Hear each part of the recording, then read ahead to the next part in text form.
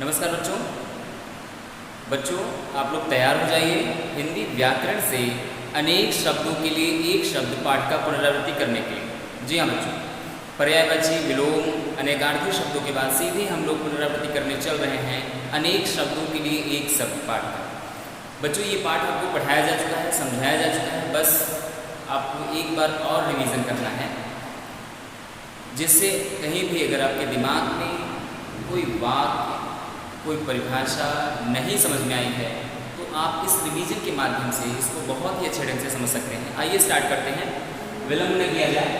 आइए देखते हैं बच्चों, अनेक शब्दों के लिए एक शब्द क्या है? अनेक शब्दों के लिए एक शब्द किसे कहते हैं? इसका काम क्या है? ये हमारी भाषा को और अत्यधिक प्रभावशाली बनाता है, भाषा को सुंदर बनाता है।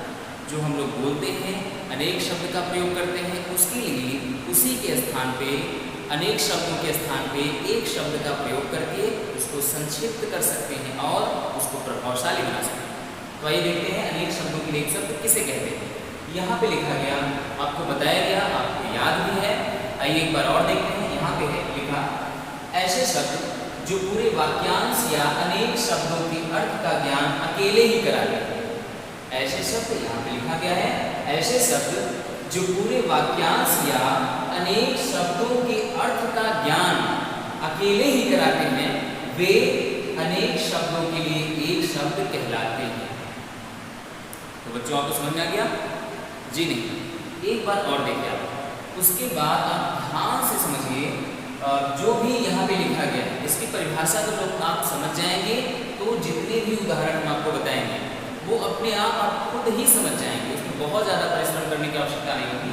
आइए देखते हैं, ऐसे शब्द, कोई भी शब्द, मान लीजिए अगर कोई भी शब्द है वो पूरे वाक्यांश, वाक्य का जो अंश है या अनेक शब्दों के अर्थ का, जो ढेर सारे शब्द लिखे जाते हैं, अनेक शब्द लिखे जाते हैं, उनके अर्थ का अकेले ही ज्ञान कराते हैं। जो हम अनेक शब्दों के लिए एक शब्द का प्रयोग करेंगे, उस वाक्यांश या अनेक शब्द का अर्थ अकेले ही वो ज्ञान कराएंगे, अकेले ही वो अर्थ प्रकट कर देंगे, उन्हें हम क्या कहते हैं? अनेक शब्दों के लिए एक शब्द कहते हैं। जैसे मंदिर में पूजा करने वाला, यहाँ अनेक शब्द लिखा गया, यहाँ ढेर सारे शब्द लिखे गए, मंदिर में पूजा करने वाला, ये सभी शब्द हैं, ढेर सारे शब्द हैं, अनेक शब्द हैं।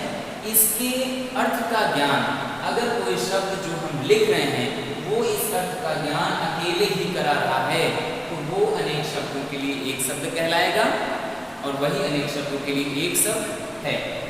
तो आइए देखते हैं, मंदिर में पूजा करने वाला, मंदिर में पूजा करने वाला, यहाँ पे लिखा गया पुजारी। यहाँ जो ये शब्द लिखा गया है पुजारी, ये इस वाक्यांश का अकेले ही अर्थ प्रकट कर रहा है। पुजारी, ये क्या है बच्चों? यही है, अनेक शब्दों के लिए एक शब्द का प्रयोग करते हैं। इस वाक्यांश को, इस अनेक शब्दों के लिए एक शब्द को हम और संक्षिप्त कर सकते हैं, छोटा कर सकते हैं।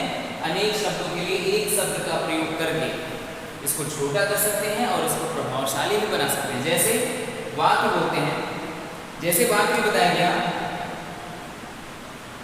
कि ये जो जा रहे हैं, ये जो जा रहे हैं, ये मंदिर में पूजा करने वाले हैं। ये जो जा रहे हैं, ये मंदिर में पूजा करने वाले हैं। इतना बड़ा वाक्य बहुत ठीक है, लेकिन बहुत ही प्रभावशाली ढंग से नहीं बोला जा रहा है, ये बहुत ही अच्छा नहीं लग रहा है। ठीक है, अगर यहाँ पे ये बोला जाए कि ये जो जा रहे हैं ये पुजारी है, तो पुजारी का अर्थ यही हुआ कि मंदिर में जो पूजा करने वाले होते हैं उन्हें हम क्या कहते हैं? पुजारी कहते हैं बच्चों। तो ये हमारी भाषा को और अत्यधिक प्रभावशाली बनाते हैं और उस वाक्यांश को संक्षिप्तीकरण करते हैं। तो आइए देखते हैं अगला उदाहरण, जैसे मजदूरी करने वाला। मजदूरी करने वाला जो होता है उसको हम क्या कहते हैं? मजदूर कहते हैं। इस वाक्यांश का ये जो अनेक शब्द लिखे गए हैं, इसके लिए हम इस शब्द का भी प्रयोग कर सकते हैं। एक शब्द में क्या कहते हैं? मजदूर कहते हैं। इस पूरे वाक्यांश का, पूरे जो है अनेक शब्द का अकेले एक शब्द ये जो है अर्थ प्रकट कर रहा है, अकेले ही ये अर्थ प्रकट कर दे रहा है, इसलिए ये क्या है, अनेक शब्दों के लिए एक शब्द का प्रयोग किया गया। ठीक है, अगला उदाहरण देखते हैं, जैसे साथ में पढ़ने वाला। यहाँ पे अनेक शब्द लिखे गए, साथ में पढ़ने वाला। अनेक शब्दों के लिए हम एक शब्द का प्रयोग कर सकते हैं बहुत अच्छे ढंग से, सहपाठी। इस शब्द से हमें इस पूरे अनेक शब्दों का अर्थ एक ही शब्द से प्रकट हो रहा है, तो इसे हम क्या कहेंगे, अनेक शब्दों के लिए एक शब्द कहेंगे। तो ये हुआ बच्चों आपका उदाहरण, अनेक शब्दों के लिए एक शब्द किसे कहते हैं, कैसे आप जानेंगे अनेक शब्दों के लिए एक शब्द का क्या काम होता है। ये आपको बहुत ही अच्छे से भी बताया गया, ये आपको समझना है। अगर नहीं समझ में आया है तो हमें बताइएगा, जहाँ भी आपको नहीं समझ में आ रहा है वो हमें क्लास ग्रुप में सीधे आप मैसेज कर दीजिएगा।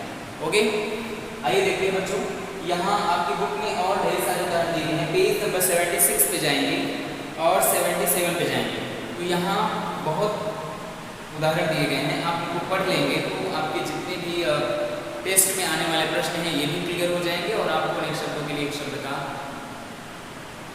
कोश तैयार हो जाएगा। आइए देखते हैं, यहाँ जैसे दिया गया, जो चित्र बनाता है उसे हम क्या कहते हैं, चित्रकार। जो मिट्टी के बर्तन बनाता है, अनेक शब्दों के लिए एक शब्द का प्रयोग किया गया, कुम्हार। लोहे का काम करने वाला, लोहार।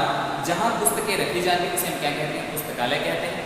ठीक है, तो ऐसे ही ढेर सारे शब्द दिए गए हैं, इनको आप बहुत ही अच्छे ढंग से पढ़ लेंगे, एक एक शब्द पढ़ लेंगे। आइए हम आपको करवाते हैं अभ्यास कार्य। पेज नंबर 77 आप देखेंगे और पेज नंबर 78। तो आइए स्टार्ट करते हैं। पेज नंबर 77, प्रश्न संख्या 1। यहाँ पे दिया गया बच्चों, दिए गए अनेक शब्दों के लिए एक शब्द को चुनकर सही का निशान लगाइए। विकल्प, कई विकल्प दिए गए हैं, बहुविकल्पी प्रश्न है। यहाँ पे विकल्प, ढेर सारे विकल्प दिए गए हैं। एक प्रश्न पूछा जाएगा और आपको विकल्प दिए जाएंगे, उसमें से जो विकल्प सही होगा उसके ही सामने वाले बॉक्स पर आप क्या करेंगे, सही का निशान लगाएंगे कि यही ऑप्शन, यही विकल्प आपका सही है। तो आइए बच्चों देखते हैं ये पहला प्रश्न। पहला प्रश्न बच्चों, प्रश्न 1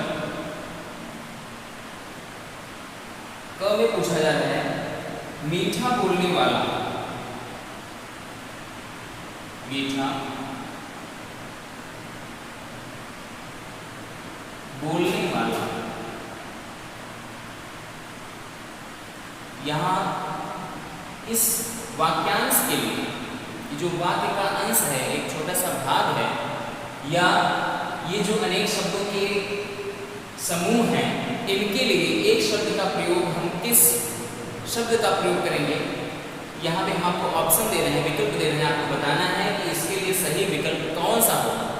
सही विकल्प कौन सा है जो इस वाक्यांश का सही अर्थ एक ही शब्द में प्रकट कर दे।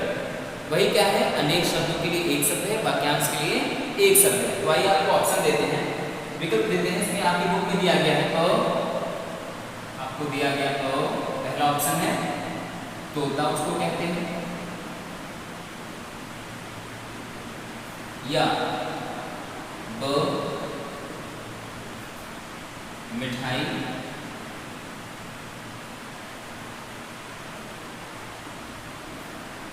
स में दिया गया मृदुभाषी,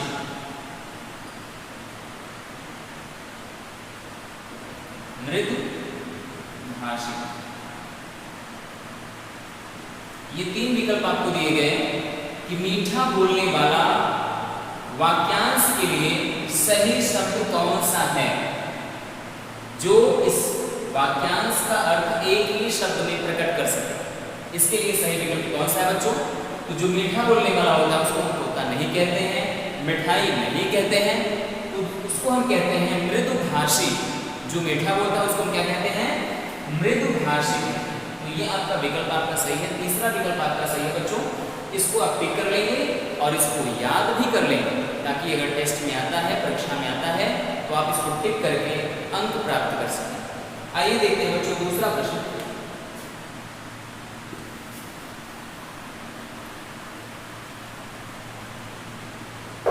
दूसरा प्रश्न है बच्चों,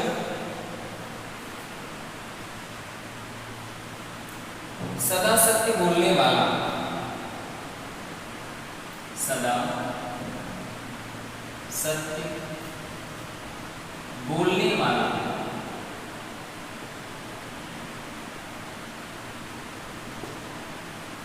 इस वाक्यांश के लिए सही विकल्प कौन सा है। अभी हम आपको विकल्प यहाँ पे दे रहे हैं, आप लोग उस विकल्प का चयन कीजिए और हमें बताइए कि इसमें सही विकल्प कौन सा है। आइए देखते हैं। विकल्प है, पहला विकल्प है सत्यवादी,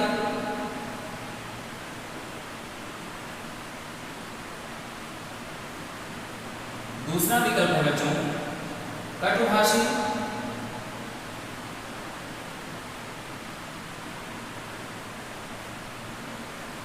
तीसरा विकल्प है सदाचारी।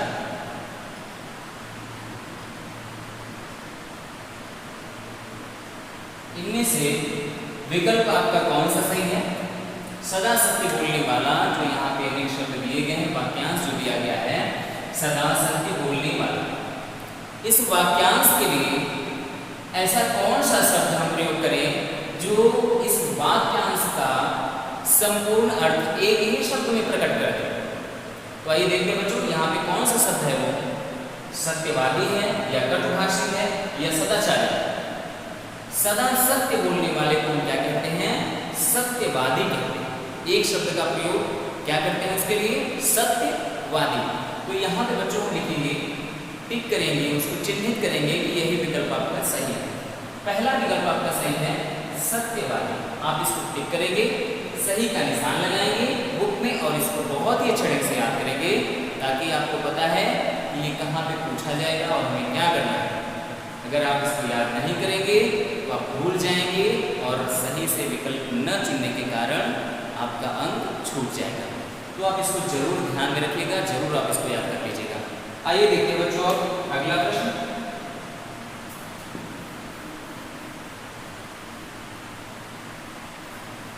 आगे आपसे पूछा जा रहा है बच्चों, साथ में पढ़ने वाला, ये भी आपको बताया गया साथ में पढ़ने वाला। यहाँ पे उदाहरण दिया गया, साथ में पढ़ने वाले को हम क्या कहते हैं, सहपाठी कहते हैं। इसका दूसरा विकल्प सही है बच्चों सहपाठी।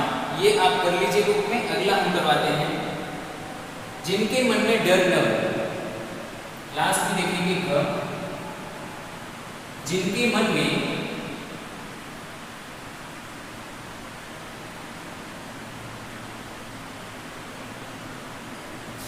डर न हो,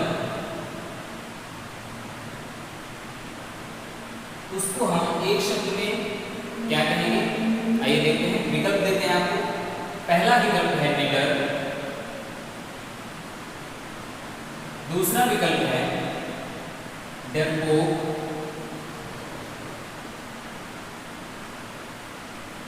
तीसरा विकल्प है बच्चों मृदुभाषी।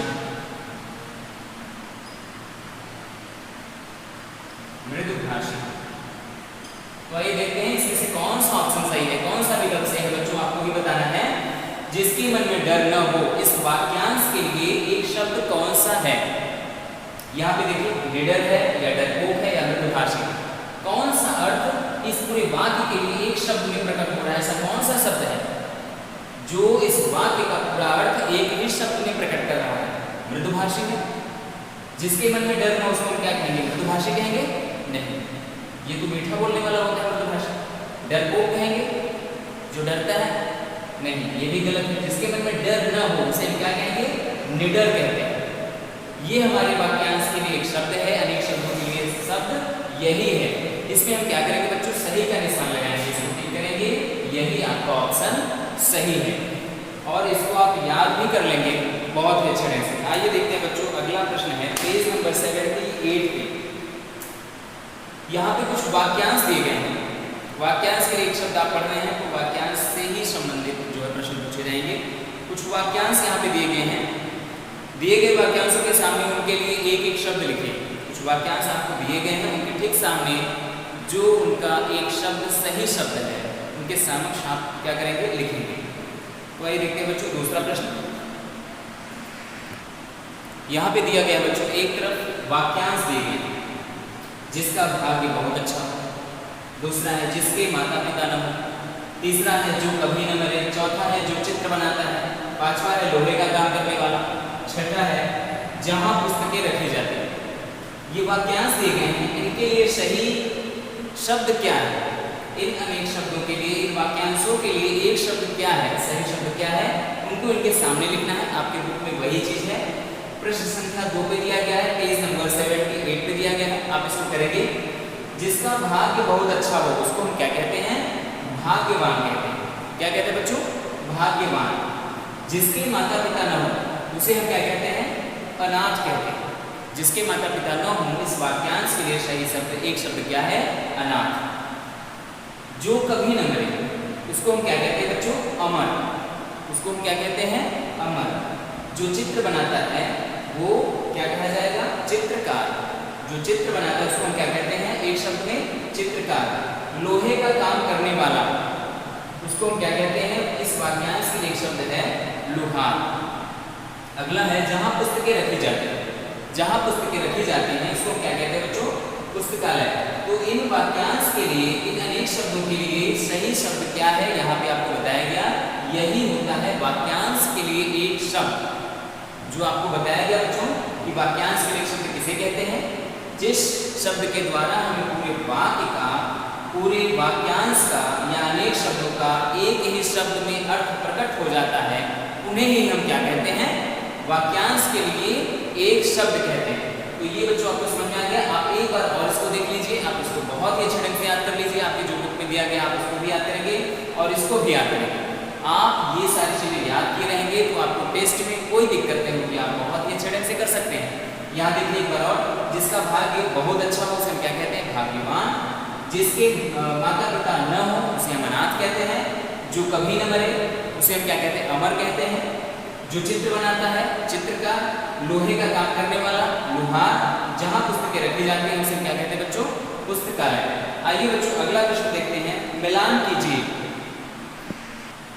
यहाँ पे दिया गया बच्चों प्रश्न संख्या 23 में आपको बताया जा रहा है कि एक तरफ कुछ शब्द दिए गए हैं, उनको उनके ठीक सामने वाले शब्दों से मिलान करना है। उनके लिए जो सही शब्द होगा, इन वाक्यांशों के लिए इस तरफ जो लिखे हुए शब्द हैं, इनके लिए जो सही शब्द है, जो सही शब्द है, सही अर्थ देने वाले शब्द हैं, उनसे हमें क्या करना है? इनका मिलान करना है, मैच करना है। पहले देखते हैं बच्चों, वर्ष में एक बार होने वाला, पहले शब्द से शुरू करते हैं। वर्ष में एक बार होने वाला, इसको हम एक शब्द में क्या कह सकते हैं?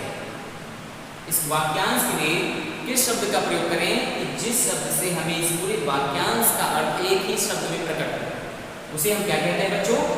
वर्ष में एक बार होने वाला। इस पूरे वाक्यांश के लिए, इस पूरे अनेक शब्दों के लिए एक शब्द में ही आप कह सकते हैं, उसे हम क्या कहते हैं? वार्षिक कहते हैं। वार्षिक यहाँ जहाँ भी है आप उसको क्या करेंगे बच्चों? उससे आप मैच कर देंगे, मिलान कर देंगे, ताकि आपका भी क्लियर हो जाए कि ये इसके ठीक सामने वाला ये जो शब्द लिखा हुआ है ये इस वाक्यांश का शब्द नहीं है। ये हमें मैच करना है कि इसके लिए सही शब्द कहाँ पे, तो यही। ठीक है, आइए देखते हैं बच्चों अगला शब्द। जो मांस खाता है, जो मांस खाता है उसे हम क्या कहते हैं? उसे एक शब्द के लिए हम क्या प्रयोग करते हैं? उसे कहते हैं बच्चों मांसाहारी। ठीक है, अगला शब्द है प्रतिदिन होने वाला। प्रतिदिन होने वाले के लिए एक शब्द है दैनिक। दैनिक यहाँ पे लिखा गया बच्चों, ये होता है प्रतिदिन होने वाला। आप दैनिक कहेंगे तो भी उसका अर्थ यही होगा, आप ये कहेंगे तो उसका अर्थ वही होगा। बस बात यह है कि जब वाक्यांश के लिए आप अनेक शब्दों के लिए एक शब्द का प्रयोग करते हैं तो आपकी जो भाषा शैली है और अच्छी लगती है, भाषा को और प्रभावशाली ढंग से वो बना देता है। ठीक है, और जो वाक्यांश है उसको क्या करता है? संक्षिप्त कर देता है, छोटा कर देता है। ठीक, आगे देखते हैं। जो पढ़ा लिखा हो उसे हम क्या कहते हैं? एक शब्दों में शिक्षित। क्या कहते हैं बच्चों? उसको हम कहते हैं शिक्षित। ठीक है, आगे देखते हैं। जल में रहने वाला, जल में रहने वाले को हम कहते हैं जलचर। आगे है जिसका भाग्य बहुत अच्छा हो। ये अभी आपको पिछले वाले उदाहरण में बताया गया, उससे पहले भी बताया गया, ये आपको तो बहुत ही अच्छे ढंग से क्लियर हो गया है। जिसका भाग्य बहुत अच्छा हो उसे क्या कहते हैं बच्चों? एक शब्द में भाग्यवान। ठीक है बच्चों, तो ये आपको बताया गया। जितने भी अभ्यास कार्य थे ये सभी अभ्यास कार्य आपको करवाए गए। असेसमेंट 2 में 2 टेस्ट होना था। पहला टेस्ट आपका हुआ, ये सेकंड टेस्ट का रिवीजन हम लोग कर रहे हैं। तो सेकंड टेस्ट का जो भी रिवीजन है इसको आप बहुत ही अच्छे ढंग से तैयार कर लेंगे। बाकी हम आपको जैसे ही सेकंड टेस्ट आपका खत्म होगा वैसे ही हम आगे के चैप्टर पढ़ाने शुरू करेंगे, ठीक है। तब तक आप इन चैप्टरों को जो आपके चैप्टर असेसमेंट 2 में सेकंड टेस्ट में आ रहे हैं उनको बहुत अच्छे ढंग से आप दोहराते रहेंगे, कहीं भी कुछ भी भूलना नहीं। अगर आपको दिक्कत हो रही है, आपको नहीं समझ में आ रहा है, तो आप क्लास ग्रुप में सीधे मैसेज करके पूछ सकते हैं, ठीक है। धन्यवाद बच्चों।